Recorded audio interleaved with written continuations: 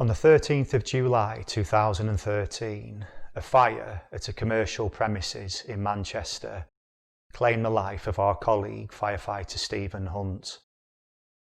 Stephen served at Phillips Park Fire Station, located to the east of the city centre, where he had been stationed for 4.5 years since Boxing Day 2008.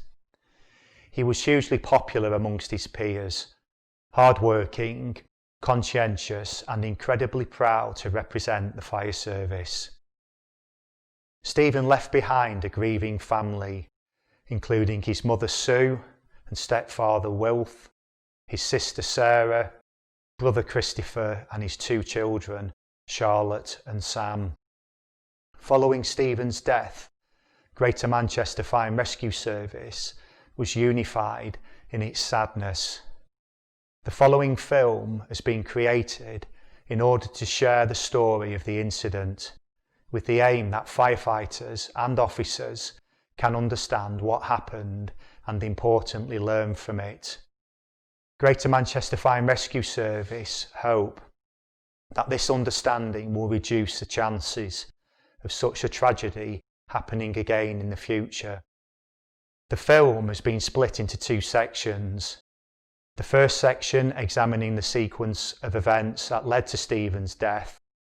The second section looks at how recommendations made following the coronial inquiry led to a number of improvements to operational equipment and procedures in Greater Manchester Fire and Rescue Service. Examples of some of these improvements are described and shown in this section. We sincerely hope that the production and sharing of this film will help other fire and rescue services to understand what happened and that our terrible loss will have a positive impact on future firefighter safety. Oldham Street, Manchester City Centre, July the 13th, 2013. It was a dry and sunny day, with temperatures recorded at 25.2 Celsius. Paul's Hair and Beauty World premises were located on the ground floor of a multi-occupied building known as Planetree House. The building consists of 4 floors and a basement built on sloping ground. 3 floors are visible from the front and 4 from the rear. The building is constructed from traditional brick and concrete and has adjoining buildings on either side, a hotel and a coffee bar. The entrance to the shop was located on Oldham Street, with front doors leading through to the shop floor. This area was laid out with counters and displays of products, mainly consisting of shampoos and hair treatments. At the rear of the shop floor and behind the serving counter on the right-hand side were offices and 2 staircases, giving access to different ends of the same mezzanine level, which contained further offices, staff facilities and a small storeroom. Also accessed from the rear of the ground floor level was a much larger storeroom containing wooden racking, approximately 3 metres in height. This racking spanned the entire width of the shop and was separated by narrow aisles. This room contained large quantities of densely packed stock, mainly consisting of natural and synthetic hairpieces. 6 steps led down from this storeroom to the final exit of the rear of the building. Throughout this film, this set of stairs will be referred to as Stairway A and the final push-bar exit fire doors as Doorway A. Behind one of these fire doors was a large metal cage construction used for cardboard storage. This is where the fire was initially discovered. A member of the shop staff discovered a fire burning behind the rear fire exit of Doorway A.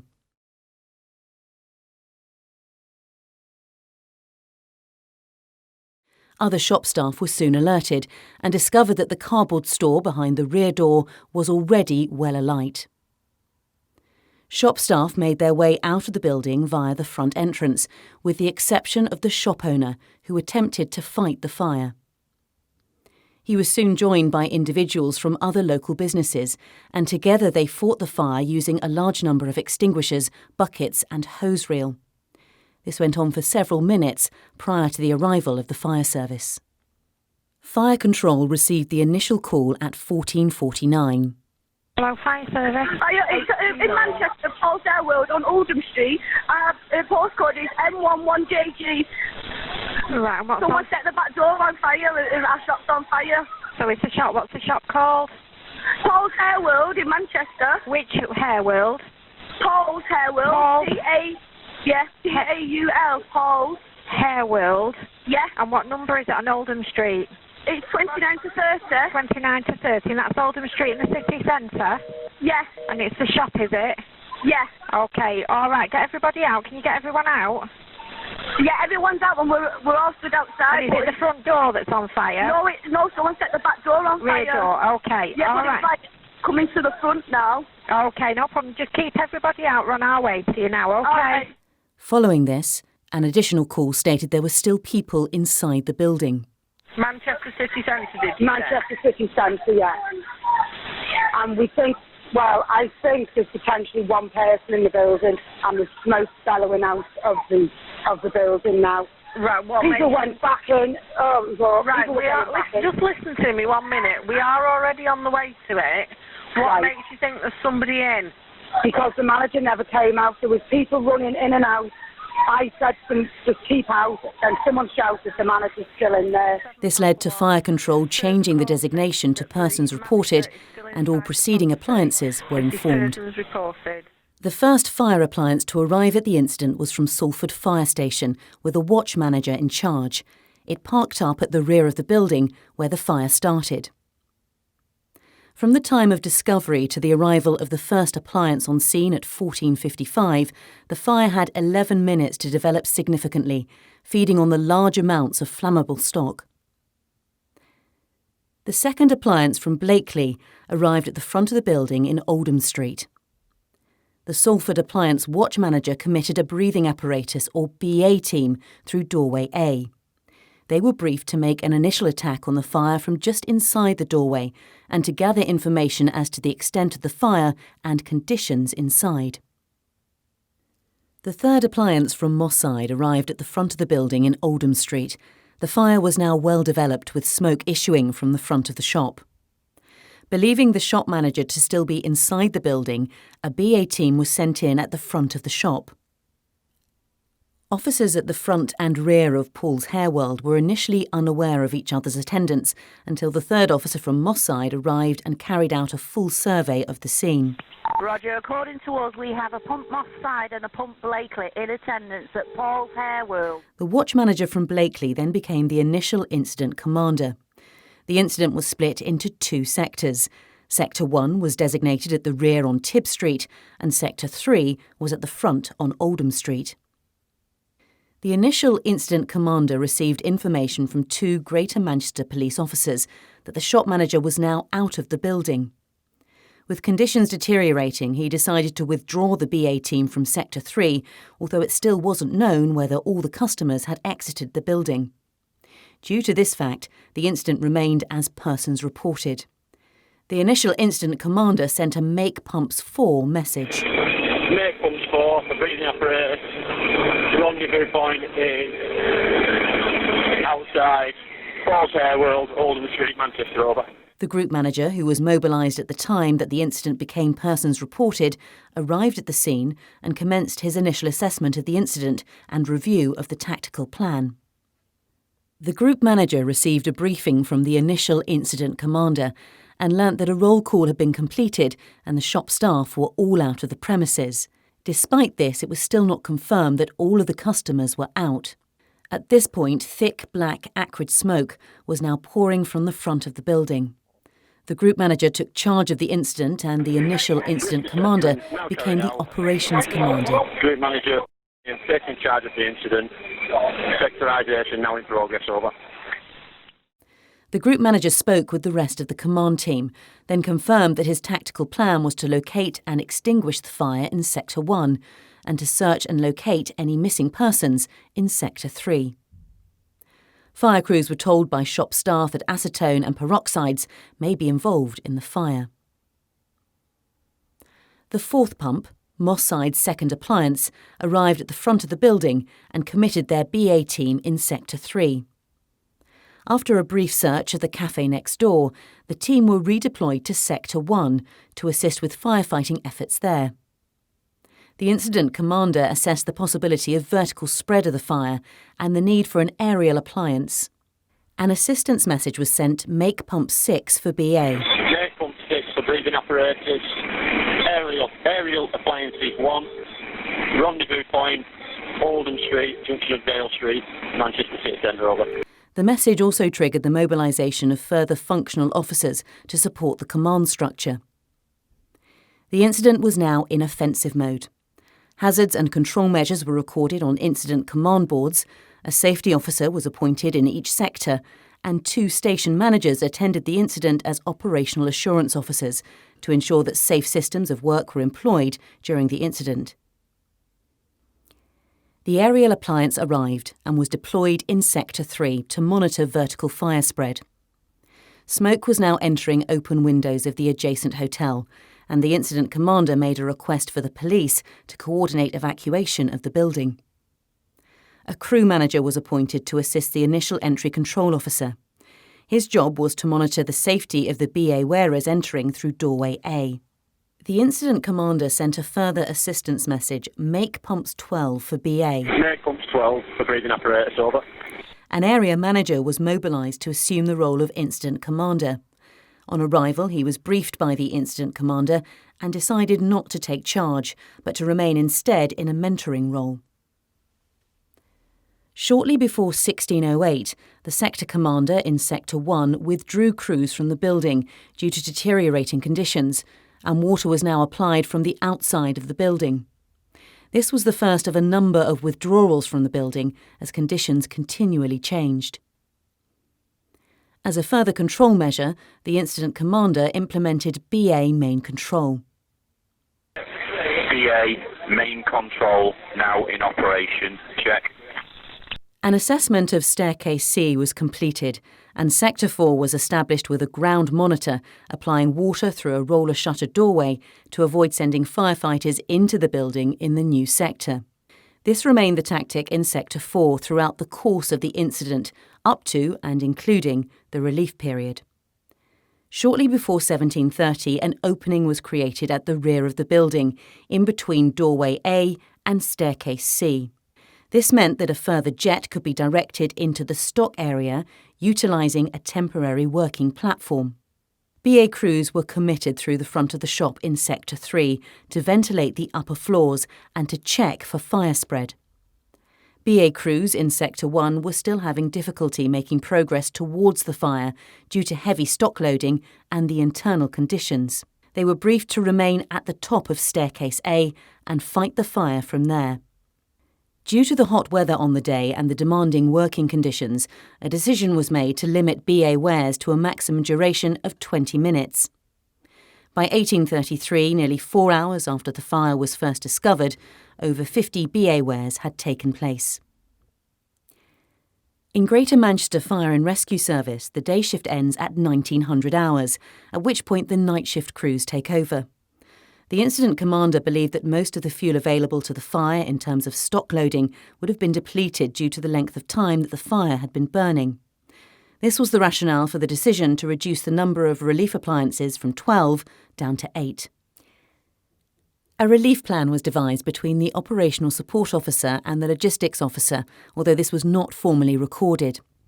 The plan involved changing over of appliances in Sector 3 first, with reliefs in Sector 1, then 4 to follow. The request for a relief of 8 pumps and a command unit was sent. 8 pump reliefs required for change of watch. Check. Following withdrawal of the BA teams from within the building, crews in Sector 3 removed glass from the shop front to allow natural ventilation. Following an assessment, crews were recommitted in Sector 1, again at the top of the staircase. Whilst the smoke conditions had improved, crews reported that there had been a significant increase in temperature. In Sector 3, the sector commander instructed a BA team to go back to the first floor above the shop, close the windows and assess the fire spread that they had observed earlier in a utilities riser. This time they reported that the fire had spread further and had now breached the concrete floor around the area of Staircase H. With the possibility of fire spreading to the adjacent hotel still remaining, the incident commander requested an additional aerial appliance in Sector 4 to protect this building. As part of the ordered reliefs, firefighter Hunt arrived at the incident on Phillips Park's second appliance.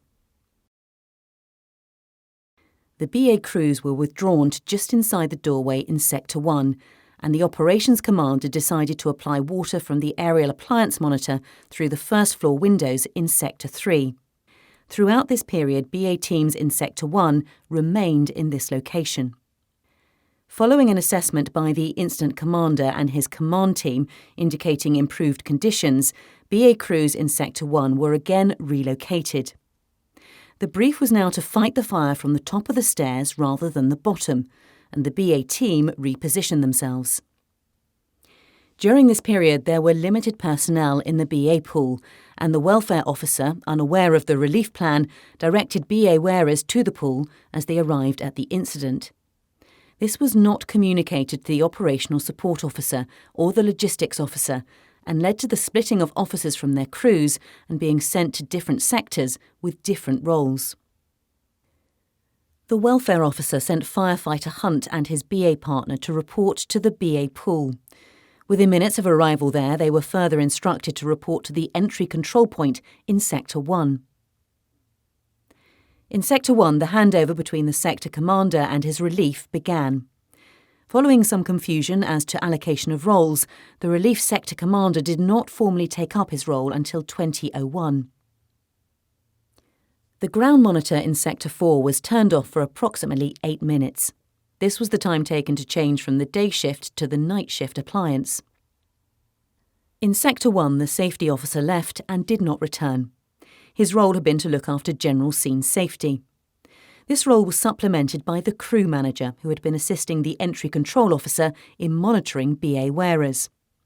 At this point, the relief safety officer had not arrived, which resulted in a 20-minute period where there was no safety officer in the sector. The BA team in Sector 1 withdrew and removed the hose line that they had been using. For the next 12 minutes, no water was put on the fire in this part of the building until firefighter Hunt and his BA partner entered. Water was not completely discontinued during the changeover, as the jet on the working platform in Sector 1 continued to deliver water to the storeroom area throughout this period. The incident commander and his night shift relief began their handover brief in Sector 3. They observed the operations taking place and spoke to the respective sector commanders as they moved around the incident ground with other members of the command teams from the day and night shift. In Sector 1, firefighter Hunt and his BA partner were briefed by the entry control officer to go through the double doors, up a short set of stairs to a mezzanine, stay there and apply water from that position. The entry control officer was unaware of the 20-minute control measure introduced earlier in the day, therefore it was not included in the brief. Firefighter Hunt and his BA partner started their BA sets and carried out their pre-entry tests. Firefighter Hunt had a radio which he tested with the entry control officer. His partner carried a thermal imaging camera, or TIC. Firefighter Hunt's BA partner recalls that their brief was to make their entrance through doorway A, go up the steps to the mezzanine level, and use the TIC to search for hotspots and not to search the building. Following the brief from the entry control officer, they were then also briefed by the crew manager, who had been assisting the entry control officer in Sector 1.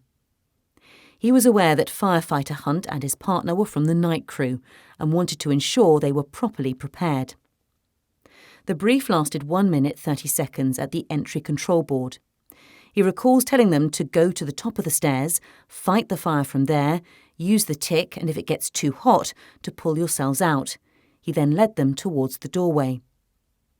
Firefighter Hunt checked his branch a number of times and communicated with the pump operator to increase the water pressure before entering the building with his partner. During the time between firefighter Hunt and his partner being briefed and entering the building, a relief for the daytime entry control officer had arrived in Sector 1.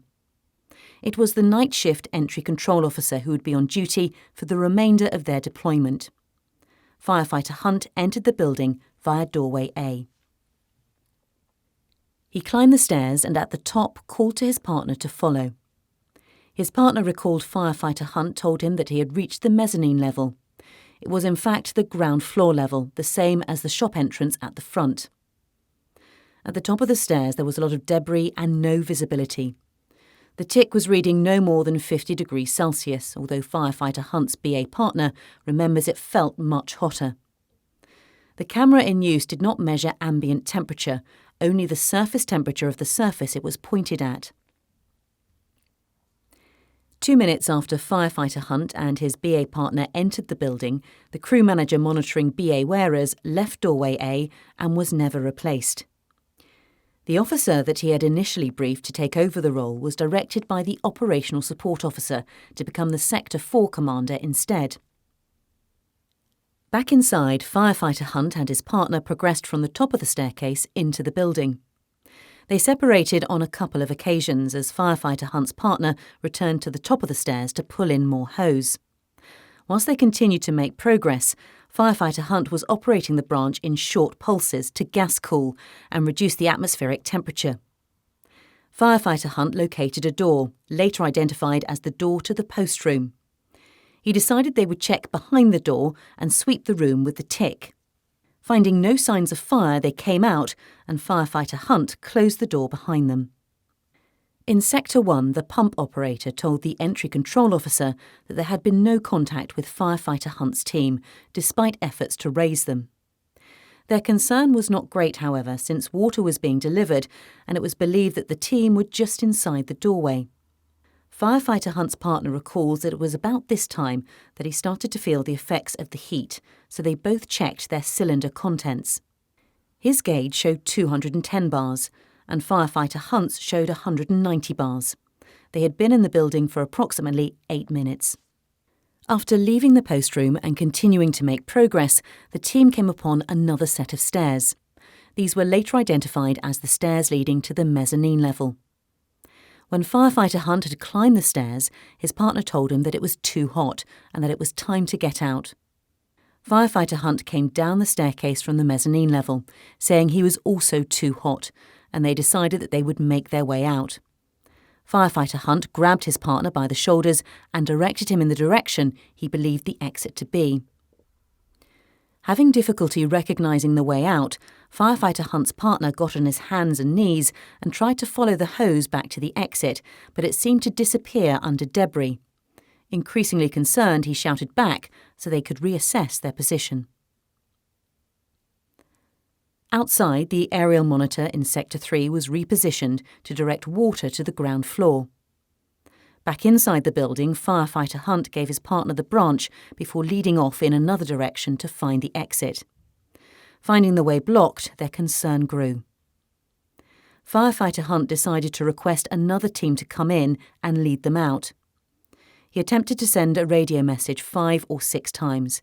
However, these were never received or answered. Independent tests after the incident showed the radios were operating normally. They carried out a gauge check. They had been in the building for approximately 12 to 14 minutes. Over the next few minutes, they attempted to retrace the hose line again, but it soon disappeared under debris, and they were unable to follow it, which caused confusion. They then became separated for a short period before coming back together again. Outside, at the Sector 1 BA board, another BA team were briefed by the entry control officer to follow the hose to the top of the stairs, as it was now time to relieve firefighter Hunt's team. The relief team entered the building via doorway A, leaving no emergency team in place at the Sector 1 BA board. They followed the hose line up the stairs and quickly located firefighter Hunt and his partner. When they reached them, they were told, "Here's the branch, we are getting out of here." In reply to asking if firefighter Hunt and his partner were okay, they were told, "Yes, we just need to get out of here." The relief BA team believed that they were no more than 10 metres inside the building at this point. The pump operator noticed that firefighter Hunt's team had stopped delivering water, but understood this to be due to them changing over with the relief team. Inside, firefighter Hunt and his BA partner had to squeeze past the relief team in order to head towards the exit, and whilst doing this, one of them fell. He was helped to his feet by the relief team and asked if he was okay, to which the reply was, "Come on, let's get out." The relief team believed that firefighter Hunt and his partner were now on their way to the exit. In actual fact, they were heading deeper into the stockroom area in the direction of staircase C. At this point, firefighter Hunt and his partner separated as they searched for exits from the building. It was hard to keep in contact as they were falling over debris on the floor. Firefighter Hunt's BA partner was unsure what direction firefighter Hunt was going, so they communicated by shouting each other's names. He believed at this stage that he was lost and was unsure where both the exit and firefighter Hunt were. He recalled coming together again with firefighter Hunt, and they recognised that they were in a dangerous situation. They continued to search for the exit and became separated again. Whilst crawling on his hands and knees, firefighter Hunt's partner put his left hand down and screamed out in pain. At this point, he recognised that he was, in his words, in a very bad situation. Now confused and whilst shouting for help, he tried unsuccessfully to activate his automatic distress signal unit by trying to remove the tally key instead of pressing the manual activation button. In line with procedure, the tally key had already been removed and inserted into the BA board before they entered the building. From outside the building, the BA team working on the temporary platform heard a shout of "Hello, hello." They turned off the jet and again checked for BA wearers inside with the tick, but couldn't locate anyone. One of the BA team shouted, "Is anybody there?" but received no response. They then turned the jet back on and continued to apply water into the compartment. In Sector 4, a new BA team were briefed to reposition a ground monitor, delivering water through a hole that had been cut in a roller shutter door. They entered through doorway C and turned the monitor off momentarily to make it easier to manoeuvre. As the Sector 4 BA team leader crawled through the roller shutter, he thought he could hear a BA wearer mumbling. Not expecting to find anyone in this area of the building, he shouted, "Is there a BA crew in here?" Getting no response, he shouted the question again. It was then he heard shouts of help and what he thought was a scream. Back in Sector 1, the relief BA team had no visibility and found that the conditions didn't reflect the brief. They decided to withdraw to retrieve a tick in order to improve their vision. As they made their way out of the building, they heard two faint shouts for help in the distance and the faint sound of a low-pressure warning whistle, possibly from outside. The telemetry data shows that firefighter Hunt's warning whistle actuated at this point. The relief team, who were now outside, reported their concerns to the sector commander and the pump operator. They had only spent 6 minutes inside the building. After hearing the shout for help and scream in Sector 4, the leader of the Sector 4 BA team, using a tick, observed the outline of a firefighter to the right-hand side of the doorway. He crawled further into the building through the debris and fallen stock. Firefighter Hunt's partner remembers hearing somebody shouting and thought it was firefighter Hunt. Exhausted and low on energy, he made his way towards the voice, which turned out to be the leader of the Sector 4 team.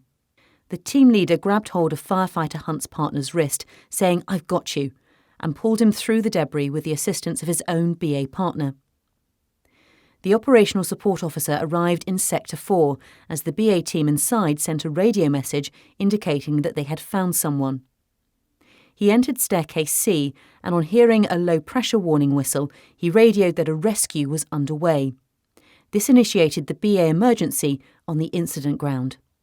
The Sector 4 BA team located firefighter Hunt's BA partner and raised the alarm.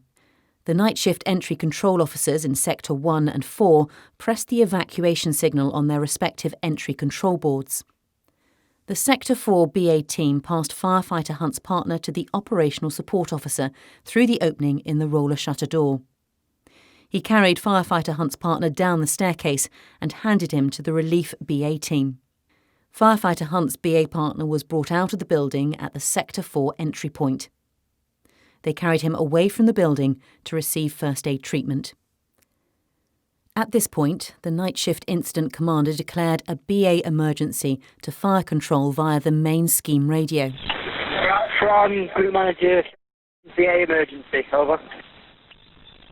Hearing the BA emergency message, the relief BA team in Sector 1, who had withdrawn to collect a tick, made their way quickly to Sector 4, closely followed by the BA team who had been working on the temporary platform. Firefighters from around the incident ground also rushed to Sector 4, along with ambulance crews who were already at the scene. At 20:36, Firefighter Hunt's automatic distress signal unit activated. The leader of the Sector 4 BA team was aware that there was likely to be another BA wearer close by.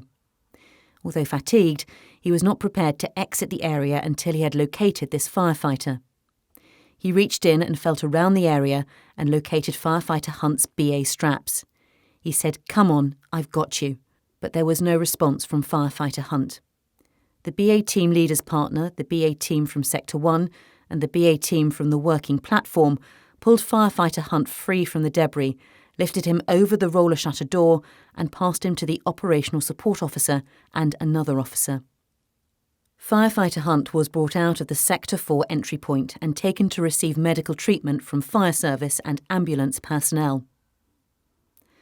With concerns that further firefighters may also be in danger, all crews were evacuated by the incident commander and a roll call was subsequently carried out.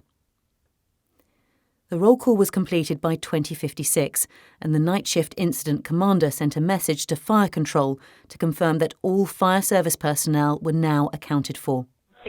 From Group Manager, full roll call of all personnel taken, all personnel accounted for. Over. At 21:02, Northwest Ambulance Service transferred Firefighter Hunt to hospital, followed by the transfer to hospital of his BA partner at 21:21. Firefighting operations recommenced shortly after this in order to resolve the ongoing fire situation.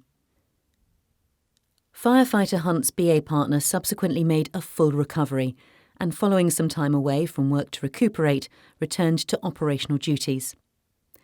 Tragically, firefighter Stephen Hunt died as a result of his exposure to the extreme temperatures and conditions within the building. Following the post-mortem report, the cause of death was attributed to heatstroke.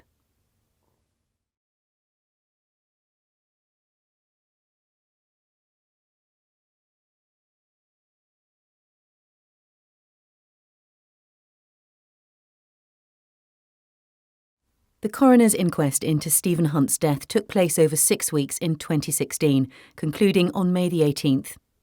The jury found that Stephen was killed unlawfully and that it was probable that two 15-year-old girls had started the fire deliberately after smoking cigarettes at the rear of the building. Following the inquest, a letter was then sent from the coroner to the Home Secretary and the Chief Fire and Rescue Advisor under Regulation 28 and 29 of the Coroner's Regulations. This letter raised a number of matters of concern and made suggestions for all fire and rescue services to consider and to ensure that they had adequate provision for each of the issues raised.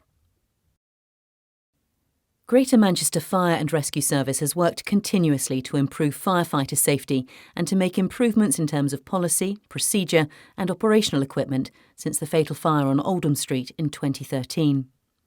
To support the ongoing practical training and development of firefighters, a brand new multi-million-pound training and safety centre was opened in Bury, Greater Manchester in 2017. This site has the capacity to facilitate a wide variety of training themes, including breathing apparatus training in conditions of heat and humidity. There has been a complete review of the Greater Manchester Fire and Rescue Service breathing apparatus policy to align with the Foundation for Breathing Apparatus produced by the National Operational Guidance Programme. The newly published policy includes detailed sections bespoke to Greater Manchester Fire and Rescue Service relating to welfare, physiology and psychology. It also sets out changes to the way that breathing apparatus emergency teams are prioritised and established at an incident. The process by which the provision of BA emergency teams was approached has also been reviewed. Now, on any make-up where additional appliances are requested to support with BA operations, a further appliance will automatically be mobilised to bolster the availability of emergency teams. The crew members of this appliance are required to fulfil the BA emergency team role and will remain at the allocated entry point solely in this capacity for the time that breathing apparatus operations continue. It is important that this team is not to be committed for regular wears to support continuity and a build-up of situational awareness at the entry point. The emergency team will have additional equipment available to them at the entry point, such as a rescue BA set to take in if required, and a board for recording key information as the incident progresses. They will make ready a firefighter welfare pack containing equipment to assist with body cooling, and medical equipment will also be prepared ready for use.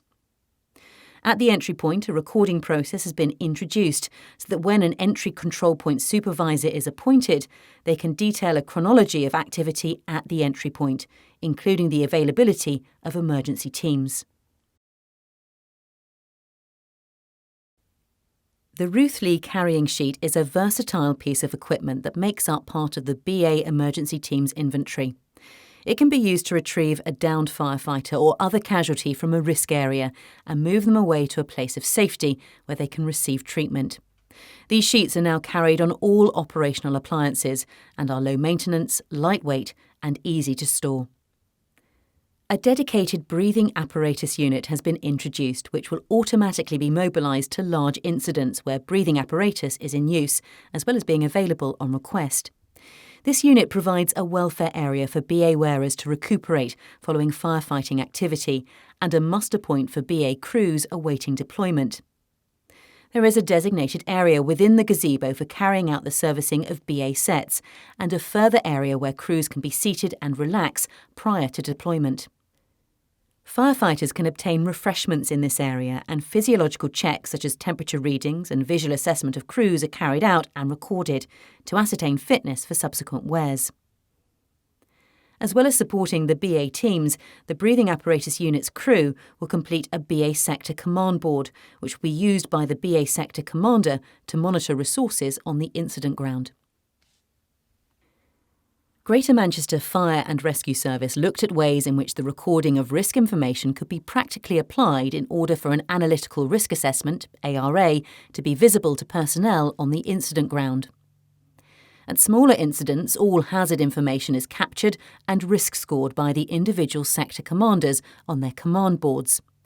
These boards are visibly positioned within the sector of operations, regularly reviewed by the responsible commander, and are used in conjunction with crew briefings and information handovers. As the incident grows, a dedicated crew will be sent with a command unit from which the incident command team can operate and conduct tactical briefings. One of the roles of the crew from the command unit is to visit each sector at regular intervals and capture the hazard information from each board onto a hard copy form. Following this, they return to the command unit and update all of the collated information onto a larger command board, which will be used to inform the command team's risk assessment and tactical plan. A new process has been implemented to ensure that comprehensive handovers are completed between incident commanders at relief periods.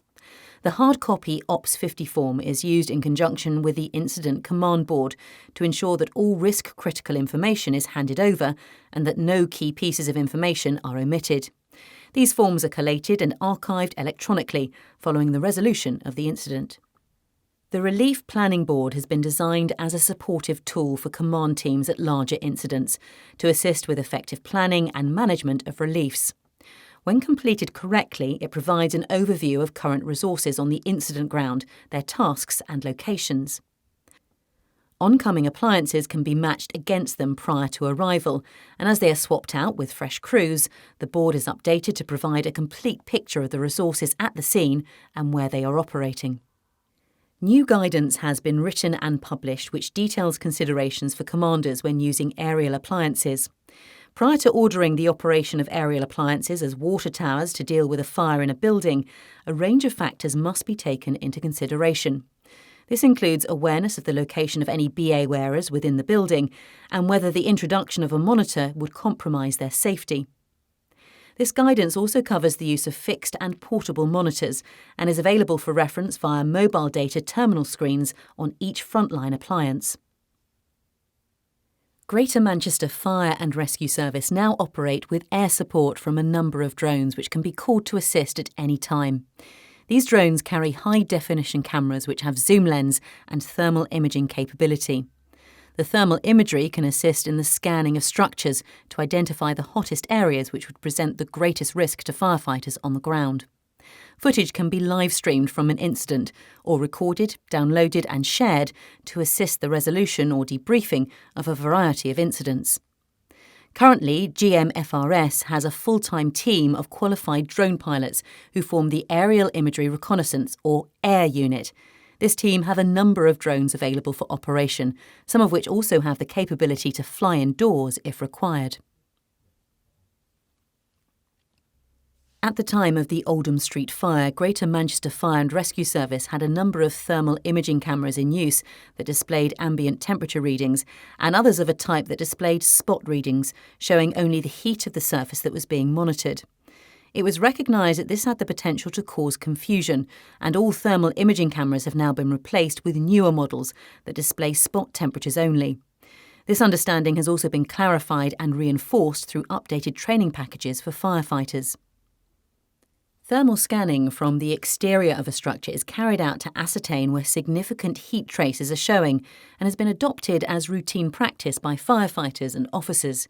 This can provide important information to supervisory officers in establishing their tactical plan and can be used to assist in establishing locations where breathing apparatus wearers could be committed and operate internally with the least risk to their safety. At all incidents involving over 5 pumps or on request, an enhanced safety team will be mobilised. This team will have access to specialist equipment such as line communications, cutting and spreading tools, casualty rescue slings and confined space equipment. Whilst the team may be carrying out other tasks around the incident ground, in the event of a BA emergency, the team will immediately report to the relevant entry point with appropriate equipment to assist with the withdrawal of BA crews. Since the Oldham Street fire, ultra-high pressure lances have been fitted on the majority of frontline fire appliances. These have the capability of piercing structures such as walls and doors to allow firefighters to apply water initially from a position of relative safety, external to the fire compartment. The cooling water spray will improve internal conditions to make the subsequent entry by BA teams less hazardous due to the reduced compartmental temperatures. Greater Manchester Fire and Rescue Service recognise that through ongoing reflection, review, training and development, continual improvements must be made to support the effectiveness of our response to emergency incidents. Firefighter safety must be the prime consideration at the forefront of any response, and the loss of Stephen has been a stark reminder of the responsibilities of the organisation to ensure that positive action is taken to learn the lessons from this incident and other similar tragedies. The death of Stephen at Paul's Hair World on July the 13th, 2013 has had an immeasurable impact on Greater Manchester Fire and Rescue Service, as well as on Stephen's family and everybody else who knew and loved him. Sadly, it is an event that will forever be etched into the history of our organisation, and Stephen will always be remembered and mourned by colleagues for his ultimate sacrifice. Through this training film, we have told the story of the incident in the hope that it will resonate with those watching it. We ask that serving officers and firefighters take the opportunity to reflect on the circumstances of the incident, and we hope that this resource will serve them well if ever faced with similar challenges during the course of their operational career. We have tried to show, as a learning organisation, how we have responded to the tragedy by making many changes to both equipment and policy, some of which have been highlighted in this film, with the intention of minimalising the chance of such an event happening again. By producing this film, it is our hope that firefighters and officers will benefit from a deeper knowledge of the events surrounding the incident, and that this will support operational preparedness moving forward. Stephen will always be remembered by Greater Manchester Fire and Rescue Service as a friend and a colleague. He died protecting the community in which he and his family lived, doing the job that he loved.